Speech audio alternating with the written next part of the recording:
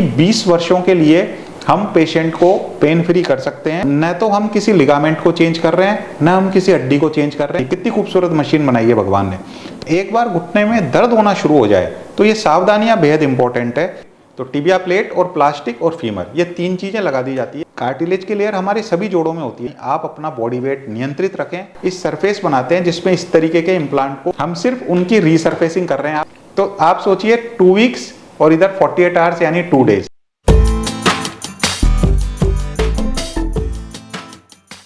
जब joint replacement की बात आती है, यानी आपको घुटना ठीक करवाना है, तो एक ही नाम सबके सामने आता है, डॉक्टर नीरज अग्रवाल। राजस्थान में ये नाम एक पर्याय बन चुका है कि आपको अगर कोई घुटना ठीक करवाना है तो डॉक्टर नीरज अग्रवाल का चले जाओ। मेरे साथ हैं डॉक्टर नीरज अग्रवाल, जो जीवन रेखा हॉस्पिटल में ऑर्थोपेडिक सर्जन है। साथ ही उन्होंने फेलोशिप कर रखी है न्यूयॉर्क से भी जॉइंट रिप्लेसमेंट में। करीब 10,000 घुटनों के ऑपरेशन कर चुके हैं और 1500 हिप के ऑपरेशन कर चुके हैं। लेकिन आज बात कर रहे हैं घुटने की। सर, आपका बहुत बहुत स्वागत है।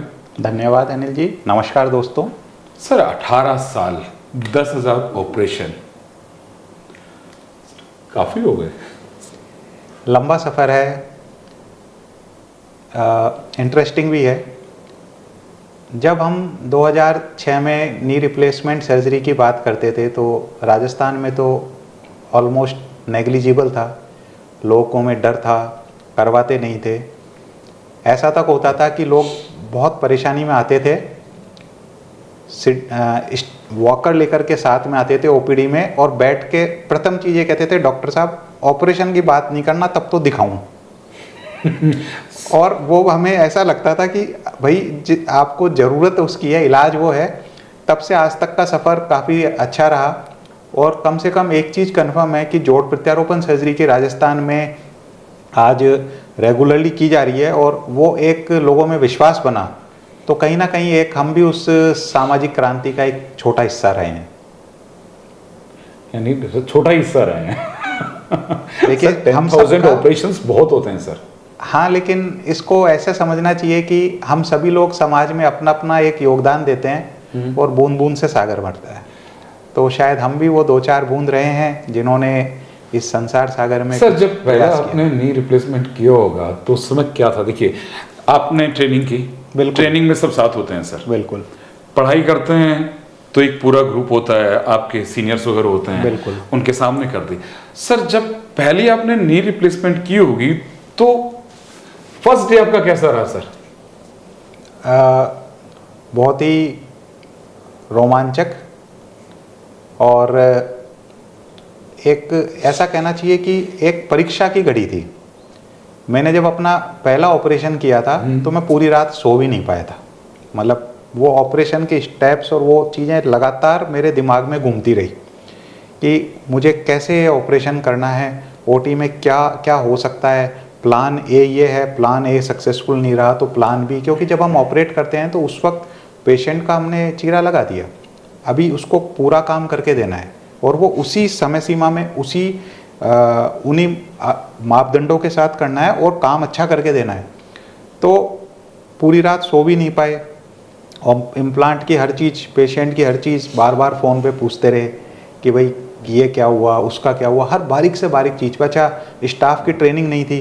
1-2 असिस्टेंट थे मेरे जो बाहर से ट्रेन होकर के आए थे, उनकी हेल्प ली क्योंकि वो ज़रूरी था। और पेशेंट के ओटी में पहुंचने से 1 घंटा पहले हम ओटी में पहुंच गए, और फिर पेशेंट की हर चीज़ अपने सुपरविज़न में करी। और उस वक्त क्योंकि सर्जरी में समय भी लगता था, हम अपने करियर में नए थे, दक्षता का लेवल भी शायद कम था, तो उस वक्त एक ऑपरेशन के अंदर 2.5 से 3 घंटे लगना स्वाभाविक था। जो आज हम ऑपरेशन मात्र 30-35 मिनट में करते हैं, उस वक्त 2.5 से 3 घंटा एक ऑपरेशन में लग जाता था। तो आज भी उन क्षणों को याद करता हूँ तो शायद मुझे स्वेटिंग होती है हाथों में, सियर जाते हैं कि हाँ यार, ऐसा भी एक समय था जब वो। और ये भी रहता था कि क्योंकि राजस्थान में ये इम्प्लांट्स अवेलेबल ही नहीं थे, इम्प्लांट आता था दिल्ली से, बॉम्बे से, तो हमारे पास में कोई अरेंजमेंट नहीं था कि अगर ये चीज़ काम नहीं कर रही है तो फिर हम क्या करेंगे। तो इसी तरह से शुरुआत हुई। शुरुआत के कुछ केसेस में संघर्ष रहे कई तरीके के। सक्सेस हुए? बिल्कुल साहब। आज भी अभी शायद आप आए उससे पहले ही एक मेरे बहुत ही नियर पेशेंट थे जिनका 16 वर्ष पूर्व मैंने जोड़ प्रत्यारोपण किया था, और वो अभी दिखा के ही गए। हो सकता है कि शायद अगर थोड़ा वो लेट आते तो उनके संग भी आपको एक वार्तालाप का अवसर मिल जाता। तो वो ऑपरेशन सक्सेसफुली नहीं हुए, वो पेशेंट्स आज भी मेरे पारिवारिक सदस्य हैं। आज भी हम ऑपरेशन करते हैं, उस वक्त भी करते हैं, पेशेंट का पूरा ध्यान आज भी रखा जाता है। लेकिन जो पेशेंट्स का उस वक्त जो एक कनेक्शन बना, क्योंकि वो बहुत ही ज़्यादा पेशेंट के संग इंटरेक्शन का लेवल बहुत हाई था। एक ऑपरेशन से पूर्व 4-4 दिन पहले हम एडमिट कर लेते थे, और फिर उन पेशेंट से लगातार डेली जाके बात करना, आधा घंटा उनको देना। तो वो जो एक रिलेशन बने वो आज भी लोग निभा रहे हैं, और आज भी मैं उनको निभा रहा हूँ। आज भी उन सब का नंबर मेरे पास है, और कोई भी त्यौहार हो तो मेरी तरफ से अथवा उनकी तरफ से आज भी कॉल आते हैं। तो ये तो रहा है सब।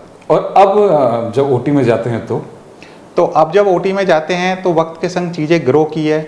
हमारे पास ओटी के अंदर भी अब सामान वगैरह बहुत हायर लेवल पे रहता है, हमारा स्टाफ वगैरह अब बहुत ट्रेन हो चुका है। तो इन सब का फ़ायदा ये मिलता है कि हमारा एक तो सर्जिकल टाइम कम हुआ है, दूसरा क्योंकि अब बहुत ऑपरेशन किए हैं तो लेवल ऑफ कॉन्फिडेंस भी उसी अनुपात में ज़्यादा है। लेकिन एक चीज़ कंफर्म है, और मैं हमेशा पेशेंट को कहता हूँ, क्योंकि अक्सर कर पेशेंट जब मुझसे पूछते हैं कि डॉक्टर साहब आपको कितनी देर लगेगी ऑपरेशन में, तो मैं उनको एक जवाब देता हूँ, मेरे ओटी के अंदर मैंने घड़ी नहीं लगा रखी। मैं ऑपरेशन तब ख़त्म करूँगा जब मैं संतुष्ट हो जाऊँगा कि मैंने पेशेंट का काम ठीक से कर दिया है। उसमें आधा घंटा लगे, 1 घंटा लगे, 1.5 लगे या 2 लगे, that doesn't matter, final result matters. क्योंकि अल्टीमेटली आप अच्छे होके चलो, ये आवश्यक है। ओटी में 15 मिनट कम लगाऊं या ज़्यादा लगे, इससे कोई फ़र्क नहीं पड़ता है। काम होना चाहिए, काम होना चाहिए, पेशेंट का काम परफेक्ट होना चाहिए, ध्येय ये रहता है दिमाग में, और यही ध्येय हर सर्जन को रहना चाहिए। ओटी में घड़ी लगा के ऑपरेट करना कहीं से भी उचित नहीं है। We are professionals for good service of the patient, not we should not go by the clock. अब आते हैं सर घुटनों का दर्द क्या होता है? और हाँ, तो ये बहुत ही इंपॉर्टेंट चीज़ है, क्योंकि काफ़ी लोगों में इसमें कई तरह की भ्रांतियाँ होती है। मैं आपको इसका पिक्टोरियल थोड़ा सा समझाना चाहूँगा कि होता क्या है कि जैसे अपन ये देख रहे हैं, ये घुटने का मॉडल है, और इस घुटने के मॉडल के अंदर आप ये स्काई कलर के जो चीज़ देख रहे हैं, इसको हम बोलते हैं कार्टिलेज। तो जांघ की हड्डी और पाँव की हड्डी के बीच में इस तरीके से ये कार्टिलेज की लेयर होती है। और होता क्या है कि ये कार्टिलेज की लेयर हमारे सभी जोड़ों में होती है, यानी मेरे हाथ के जोड़ों में, कोहनी में, कूल्हे में, एंकल में, शोल्डर में, जितने भी जोड़ है उन सब में ये कार्टिलेज की लेयर होती है। और इस कार्टिलेज की ही महिमा है कि हम इस इंजन को 60, 70, 80 वर्षों तक चलाते रहते हैं। आप सोचिए, काफ़ी जोड़ है, एल्बो है, शोल्डर है, ये सब काम कर रहे हैं, और इनको 60 साल हो जाते हैं, 70 साल हो जाते हैं, कोई तकलीफ ही नहीं आती। कितनी खूबसूरत मशीन बनाई है भगवान ने। तो ये कार्टिलेज की जब लेयर है, ये जब वक्त के संग कार्टिलेज की लेयर क्षीण होना चालू हो जाती है, यानी इसके अंदर कार्टिलेज की मात्रा कम हो जाती है। और जब कार्टिलेज की मात्रा कम होती है तो वो जो हमने लेयर देखी वो इस तरह दिखने लग जाती है, यानी नीचे की हड्डी एक्सपोज हो गई, कार्टिलेज कम हो गया, और तब पेशेंट ये कंप्लेन करता है कि मेरे घुटनों में दर्द हो रहा है। तो कार्टिलेज के कम होने की वजह से ये घुटनों में दर्द आता है। और द्वितीय रीजन इसका ये है कि कभी कभी कुछ और बीमारियां होती है, जैसे गठिया बाय, तो उनमें ये ऑटोइम्यून डिजीज होते हैं जिसमें कुछ एंटीबॉडीज अपने जॉइंट्स पे अटैक करती है, उसकी वजह से भी घुटनों में अथवा शरीर के अन्य जोड़ों में दर्द आ सकता है। तो ये 2 मुख्य कारण है घुटनों में दर्द। अगर ये हो जाए तो सर इसके इलाज क्या है? तो देखिए, अगर ये हो जाए तो अगेन मैं पेशेंट्स को एक ही बात कहता हूँ, prevention is better than cure. और प्रिवेंशन पेशेंट के हाथ में होती है। तो होता क्या है कि जब ये कार्टिलेज कम होने लगता है तो पेशेंट हमारे पास शुरुआती दौर में आता है, और वो हमको कहता है साहब हमारे दर्द में, घुटने में दर्द है, घुटने में जकड़न है, चलने फिरने की तकलीफ है, थोड़ी स्वेलिंग आती है, इस तरह के सिम्टम्स हमें बताता है। उस वक्त हम जो इलाज देते हैं, अगर पेशेंट उनका बहुत ईमानदारी से इलाज ध्यान ले और उसको निभाए, तो 95% पेशेंट्स को जिंदगी में कभी भी ऑपरेशन की जरूरत नहीं पड़ेगी, 95% पेशेंट्स को। तो सबसे महत्वपूर्ण चीज़ जो इसमें होती है वो होती है रेगुलर व्यायाम। जब भी पेशेंट आता है, अगर हमने घुटनों के पेशेंट देखा और उसको हमने व्यायाम नहीं बताया तो हमने पूरा इलाज नहीं किया। तो घुटनों के पेशेंट्स के लिए व्यायाम जरूरी है। हाँ, जब पेशेंट एकदम तेज दर्द या सूजन के साथ आता है तो हम उनको कहते हैं 5-7 दिन रुक करके फिर एक्सरसाइज करें, लेकिन जरूर करें। और कसरत का एक कायदा होता है साहब, नियमित होनी चाहिए और लाइफ लॉन्ग होनी चाहिए। अक्सर कर दिक्कत ये होती है कि हम कसरत बताते हैं, पेशेंट ठीक हो जाता है और फिर वो सबसे पहले जिस चीज़ को छोड़ता है वो कसरत होती है, वो नहीं होना चाहिए। दूसरा इम्पॉर्टेंट चीज़, सावधानियाँ। एक बार घुटने में दर्द होना शुरू हो जाए तो ये सावधानियाँ बेहद इंपॉर्टेंट है कि हमें दर्द होने के बाद ज़मीन पे उखड़ू अथवा आलती पालती बैठना, कोई ऐसी एक्टिविटी जिसमें हम रनिंग कर रहे हैं, जंपिंग कर रहे हैं, विग्रस एक्टिविटी कर रहे हैं, वो नहीं करना। क्या कर सकते हैं? साइकिलिंग कर सकते हैं, स्विमिंग कर सकते हैं, वॉक कर सकते हैं, और इस तरह की जो एक्टिविटी जिसमें इम्पैक्ट कम आता है वो सब कर सकते हैं, वो अलाउड है। और तीसरा महत्वपूर्ण चीज़, वजन का नियंत्रण, यानी आप अपना बॉडी वेट नियंत्रित रखें, यह बेहद आवश्यक है। अगर ये तीन चीज़ें, नियमित व्यायाम, सावधानियां और वजन पे नियंत्रण, अगर ये तीन चीज़ों पे पेशेंट ध्यान देगा तो डेफिनेटली उसको घुटनों के दर्द कम हो जाएगा और घुटने की उम्र बढ़ जाएगी। कौन सी ऐसी चीज़ है कि मान लीजिए कि उसको ऑपरेशन कराना हो लेकिन आप ऑपरेशन के लिए मना कर देते हो? बिल्कुल, देखिए ऐसा होता है हमारे पास में, जब पेशेंट आता है, और कई बार ऐसा भी होता है कि उसके पास वो ऑपरेशन के लिए ही हमारे पास में आता है, लेकिन जब पेशेंट हमारे पास आता है तो पेशेंट तो लेमेन है, वो तो कहता है साहब मेरे पाँव में दर्द है। लेकिन पाँव में दर्द के कारण बहुत सारे हैं। पाँव में दर्द तब भी हो सकता है जब कोई नस का इशू हो, पाँव में दर्द तब भी हो सकता है जब कमर से कोई नस आ रही है, वो दब रही है, तो उसका भी दर्द आ सकता है। पाँव में दर्द तब भी हो सकता है जब मांसपेशियाँ कमज़ोर हो गई हो। पाँव में दर्द तब भी हो सकता है जब पाँव में खून की सप्लाई कम हो गई हो। तो ऐसे बहुत सारे कारण होते हैं। घुटनों के पेशेंट जब पे आए तो उनको बहुत ध्यान से देख के पहले ये डायग्नोज करना चाहिए कि इस पेशेंट को ये दर्द सिर्फ घुटने से ही आ रहा है, तभी वो ऑपरेशन से ठीक होगा। ऐसे भी कुछ उदाहरण मैंने देखे हैं पिछले 20 साल की जर्नी में, जब पेशेंट के कमर में नस दब रही है, उनके घुटने का ऑपरेशन हो गया, लेकिन उनको आराम नहीं मिला क्योंकि उनको घुटने की परेशानी इतनी थी नहीं, उनको परेशानी थी कमर से आ रही हुई नस की, और जब हमने उस नस के लिए कुछ इलाज किया तो उनको ठीक हो गए। तो बेहद आवश्यक है कि पेशेंट को ये देखा जाए कि उनको कोई न्यूरोलॉजिकल इशू नहीं है, कोई वास्कुलर इशू नहीं है, कोई मस्कुलर इशू नहीं है, फिर ही उसके बाद ऑपरेशन करना चाहिए। एक आम धारणा है जब नी का ऑपरेशन होता है पूरा घुटना चेंज कर देते हैं, सर क्या होता है ये? मैं भी, ये एक बहुत कॉमन क्वेश्चन है। देखिए, मैं इसको आपको ये घुटने का सैंपल है जैसे हम ऑपरेशन करते हैं, और मैं इसके सहायता से आपको बताना चाहूँगा कि बेसिकली क्या किया जाता है। तो होता क्या है साहब कि जैसे ये घुटने का मॉडल है, ये जांघ की हड्डी है और ये पाँव की हड्डी है, और जब हम चलते हैं तो हम इस तरीके से चलते हैं। हाँ। तो आपसी घर्षण की वजह से ये वाला सरफेस और ये वाला सरफेस खराब हो जाता है, और ये जब सरफेस खराब हो जाता है तो हम इसको कुछ इंस्ट्रूमेंट्स की हेल्प से और कुछ कंप्यूटर और अन्य तकनीकों की हेल्प से इस सरफेस बनाते हैं, जिसमें इस तरीके के इम्प्लांट को सीमेंट की सहायता से फिक्स कर दिया जाता है। ये तो होता है फीमर का। और दूसरा होता है नीचे टिबिया प्लेट। तो टिबिया प्लेट और प्लास्टिक और फीमर, ये तीन चीज़ें लगा दी जाती है। तो अब आपके पास में घुटनों का एक नवीन सरफेस, एक नवीन जगह बन गई है जो इस तरीके से काम करती है। और सबसे अच्छी बात यह है कि एक बार ये ऑपरेशन हो गया तो आप एक बहुत लंबे टाइम तक आप पेन फ्री हो जाते हैं। कितने साल सर? अभी हमारे पास में जो रिजल्ट्स हैं उसमें ऐसा मान के चलिए कि 20 वर्षों के लिए हम पेशेंट को पेन फ्री कर सकते हैं नी रिप्लेसमेंट सर्जरी के द्वारा। जो अभी उन्नत इम्प्लांट और उन्नत टेक्नोलॉजीज हमारे पास अवेलेबल है उसमें 20 अथवा 25 वर्ष। अभी अभी मैंने जैसे आपको बताया, मेरे हाथ के किए हुए पेशेंट्स अब 16 अथवा 17 वर्ष में प्रवेश कर रहे हैं। तो उनको जब मैं देखता हूं तो मुझे लगता है अभी तो इनका घुटना एकदम ठीक है। तो आप अंदाज़ा लगा सकते हैं अगर 16-17 वर्ष तक उनका घुटना एकदम ठीक है, वो डेली वॉक करते हैं 30-40 मिनट, तो आगे वो कितने टाइम सही रहेंगे।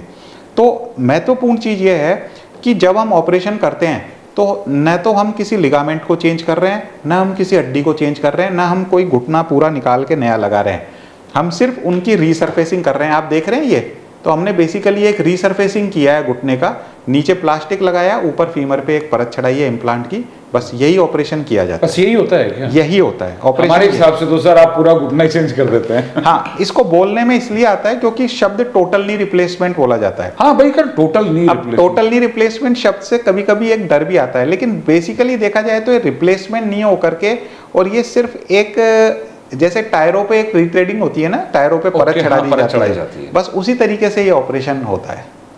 सर इसमें नई टेक्नोलॉजी क्या है ये अभी? देखिए, टेक्नोलॉजी, सच बात तो ये है कि कई लेवल पे इसमें रिसर्च चल रही है, क्योंकि जो चीज़ मानवता के लिए है और न सिर्फ भारतीय बल्कि विदेशी बहुत बड़ी बड़ी कंपनियां हैं जो इसमें रिसर्च करती है। तो 2 लेवल पे रिसर्च इसमें देख रहे हैं हम। एक तो ये है कि जो इम्प्लांट्स आ रहे हैं वो बेटर आए, यानी वो इम्प्लांट जो आज से 30 अथवा 40 वर्ष पूर्व आते थे और आज जो आते हैं उनमें काफ़ी अंतर आ चुका है। आज हमारे पास इम्प्लांट के अंदर साइजेस ज़्यादा होते हैं, आज हमारे इम्प्लांट के अंदर जो मेटल होता है वो बेटर होता है, प्लास्टिक बेटर होता है, और प्लास्टिक भी अलग अलग तरीके के आते हैं। तो अब जो हाई डेंसिटी प्लास्टिक आते हैं, विटामिन ई प्लास्टिक आते हैं, तो इन सब प्लास्टिक और इन सब की सहायता से पेशेंट की लॉन्जिविटी यानी पेशेंट की जो घुटने की उम्र है वो बढ़ गई है। और दूसरा होता है कि सर्जरी को करने में कई टेक्नोलॉजीज यूज़ की जा रही है, जैसे कि कुछ लोग नए कंप्यूटर की हेल्प लेते हैं, कुछ लोग रोबोट की हेल्प लेते हैं। तो अलग अलग टेक्नोलॉजीज़ हैं, कई टेक्नोलॉजीज रिसर्च पे है, लेकिन एक चीज़ कंफर्म है कि ये सभी तरह की चीज़ें आने वाले समय में 20-25 वर्ष के लिए पेशेंट को पेन फ्री बनाने के लिए पर्याप्त है। यानी सुविधाएं बढ़ रही हैं सर? ऑफ कोर्स सुविधाएं बढ़ रही है, पेशेंट का विश्वास भी उसी अनुपात में बढ़ रहा है। और सबसे महत्वपूर्ण चीज़ ये है कि अब आप जैसे, क्योंकि अब लंबी जर्नी है, काफ़ी वर्षों का अनुभव है। एक समय था जब घुटने के ऑपरेशन के पेशेंट को हम पूरे 2 हफ्ते के लिए भर्ती रखते थे, और 2 हफ्ते के लिए भर्ती रखते थे, उनका पूरा एक्सरसाइज टांके वगैरह तक निकालते थे, चीरा बड़ा लगता था, अंदर से सर्जरी भी बड़ी होती थी। लेकिन वक्त के संग कुछ शायद हम भी दक्ष हुए, कुछ साइंस ने तरक्की की, अब हमारा चीरे का साइज छोटा हुआ, हम अंदर से जो मांसपेशियां काटते थे उसका साइज हमारा लगभग नेग्लिजिबल हो गया, और अब हम पेशेंट को ऑपरेट करते हैं सेम डे अथवा अगले दिन, यानी 24 घंटे में पेशेंट को वॉक करा देते हैं, टॉयलेट वगैरह की ट्रेनिंग करा करके विदिन 48 आवर्स घर भेज देते हैं। तो आप सोचिए 2 वीक्स और इधर 48 आवर्स यानी 2 डेज, यानी 2 दिन। तो जैसे जैसे शायद मेरा समय प्रैक्टिस में टाइम बढ़ रहा है तो ये समय कम हुए जा रहा है, यानी 12 दिन कम कर दिए। 12 दिन कम कर दिए। और हो सकता है अगले कुछ सालों में अब मैं ये कहूँ कि नहीं आप 1 दिन के लिए आइए।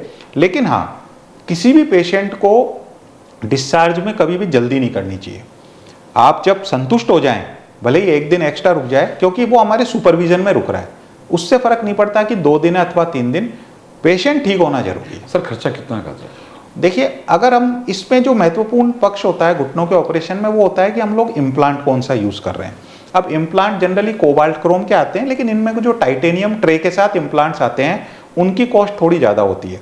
अच्छा, अच्छी बात यह है कि भारत में इम्प्लांट्स की रेट को भारतीय सरकार कंट्रोल करती है DPCO के माध्यम से, तो पूरे भारतवर्ष में इम्प्लांट की एक रेट होती है। और अगर हम जो महंगे वाले इम्प्लांट के साथ ऑपरेशन करते हैं तो करीब ये मान के चलिए कि 3.5-4 लाख तक का खर्चा दोनों घुटनों के ऑपरेशन का आता है, डिपेंडिंग कि पेशेंट प्राइवेट रूम वगैरह ले रहा है। अगर पेशेंट जनरल वार्ड वगैरह लेता है तो वो खर्चा कम भी हो जाता है। हाँ, फैसिलिटी के अनुसार आता है। पैसा तो लगता ही है। हाँ, क्योंकि अब इम्प्लांट काफ़ी महंगे हैं, दवाइयाँ बहुत ज़्यादा लगती है, डिस्पोजेबल्स काफ़ी लगता है। ऑपरेट आपने कर दिया, व्यक्ति घर चला गया जी, उसके बाद सर? तो जब हम ऑपरेट कर देते हैं, बिल्कुल, तो जब हम ऑपरेट करके पेशेंट को घर भेजते हैं, तो जब पेशेंट घर जाता है तो वो इस लायक होता है कि खुद के पाँव पे चल के टॉयलेट जाना अथवा अपना पर्सनल काम कर रहा होता है। तो ऐसा बिल्कुल नहीं होता कि वो पेशेंट बेड रिडन है। जब पेशेंट खुद वॉक कर रहा होता है उसको हम कुछ एक्सरसाइजेस बताते हैं। वो एक्सरसाइजेस पेशेंट को दिन में 3 बार सुबह, दोपहर, शाम को करनी होती है।